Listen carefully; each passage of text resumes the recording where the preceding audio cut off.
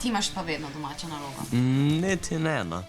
Ja, kdaj se tudi zalom, pa da je naredim. Včasih jih pa res prepisujem, ker ali zmanjka cajta.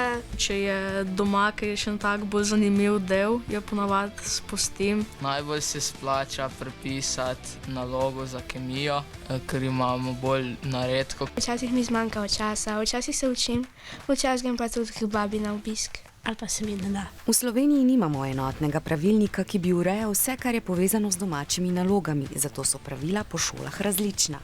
Zakon o osnovni šoli pa določa, da učenci svoje obveznosti in naloge morate izpolnjevati. Pri tem se očitno večkrat znajdete po svoje. Ja, probaš priti čim prej v šolo. Prijemo v knjižnico, ker največkrat tukaj prepisujemo. Ko se goram še kakšen drug prepisuje, pa se pridružim. Čim prej rečeš, če ti lahko kaj posod za prepisati. Ljudmila, ena moja sošolka, ima ponovadi pa vse narejeno, pa kar od nje prepišemo. Če ni v odmoru 10 časa, moraš pol še malo med kakšno drugo uro prepisati. A jo pol tudi naredim, če nima noben drug naloge. Drugače pa prepišem. Učitelji načeloma kar dobro poznamo nek nivo znanja pri posameznem učencu, tako da vemo, koliko učenec zna v tistem trenutku in česa je zmožen.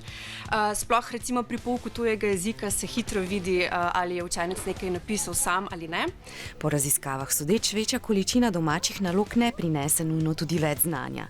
Presoja o tem, kdaj je nalog ravno prav, da vam koristijo, je naloga učiteljev, vaša pa, da jih naredite. Veliko več smisla imajo, če jih opravite sami, česar se mladi tudi zavedate. Probam čim večkrat narediti, še posebej za matematiko, da se naučim iz tega, ker mi res pomaga. Pa če bi jo sam naredil, bi se z jih kaj več naučil pri matematiki. Kdaj pogrunta, ko imamo iste rezultate pri vseh. Recimo, če ima en moj sošolec narobe, imam tudi jaz narobe, pa imajo še 3 narobe, ne? Isti račun, vse ostalo imajo pa prav, recimo. Ponavadi takrat pogruntajo, če vidijo, da malo bolj grdo pišeš. Pogosto učence tudi prosimo, da svoje odgovore ali rešitve utemeljijo, razložijo. Včasih je pa domača naloga individualizirana, tako da tam se pa sploh zelo jasno pokaže, kdo jo je napisal. Se kar splača narediti domačo nalogo ali pa prepisati. Da niso učitelji potli jezni.